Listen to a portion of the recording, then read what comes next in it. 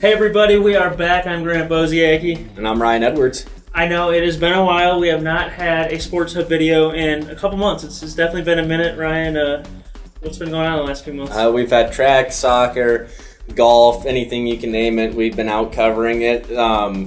So let's get started on... The reason I should say that we're back, I know we during basketball we had those weekly videos in football, but spring haven't been making these weekly videos, but we decided we needed to come, and on this beautiful 85-degree weather day on Monday, we needed to make a state soccer video for an update. So we have 3 teams playing. Let's start on the girls' side. We have just one team, Kearney Catholic. They are the 7 seed for Class B. What do you know about them? They're a good team, very well compact on the defensive side of the ball. They have a good scorer up top in Kylie Teal.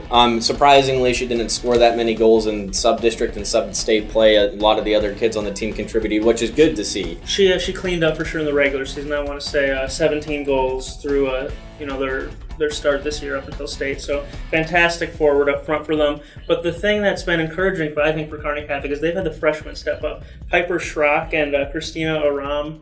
They are the ones who actually were getting these goals these last few games, and again, just freshmen. Yeah, and one thing that I think that will help pay off for this team and all the other teams that they've seen at state is that the experience just at state itself and other sports will pay off for a team like Kearney Catholic, even though they play a tough team. And Columbus SCOTUS is the number 1 seed. No, number 2 seed. Sorry, it's the 7. It's 2 versus 7. So Kearney Catholic definitely has their work cut out for them. They got smoked against SCOTUS earlier this year, but hey, they're a better team, and we'll see if they give it a better shot. Boys side, we got two teams, one Class A with Kearney High and then Class B, Lex. Let's start with Class B, Lexington. You got to see them for the first time this year. They were going to, in their sub-state game. They won by a big score, right? Yeah, it was 5-0. They played Kearney High twice and got beat. But, they're a clinical team. They are really good at finishing and scoring. They scored 71 goals in 19 games. They've only allowed 12, which is impressive to say the least.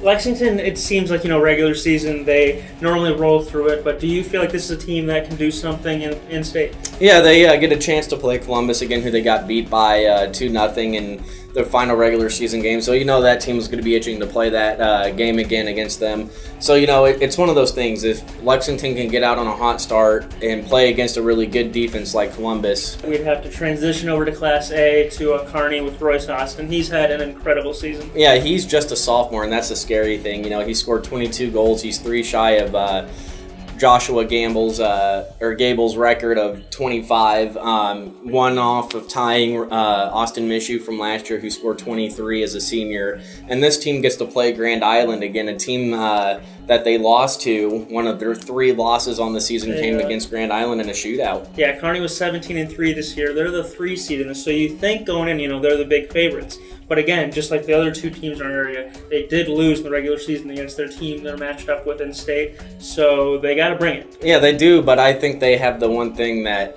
Grand Island doesn't have, and that's experience at state. Kearney's been 4 years in a row now, 8 out of the last 9, and then if you go back, 11 out of the last 13 years. So Scott Steinbrook knows what he's doing. He knows what he needs to get done in order for these kids to have success. But do you feel like this is a team that, again, kind of like Lex, they always seem to do well in the regular season, or do we think this is a team that, can overcome that one-and-done little stigma that's affected in the last couple of years? I think they can. The one thing that they'll have to improve on is finishing shots. Against Omaha Central, who was really, really athletic, they had maybe 1 or 2 chances, but those 1 or 2 chances were converted, and as Royce Austin scored his 4th goal in district play. So it will have to come down to what team can finish better, and I think Grand Island will have a good defensive plan coming out against Kearney and vice versa with Kearney as well, but it should be a good game. Like we said, all 3 of our teams did lose against who they're playing in state in the first round, so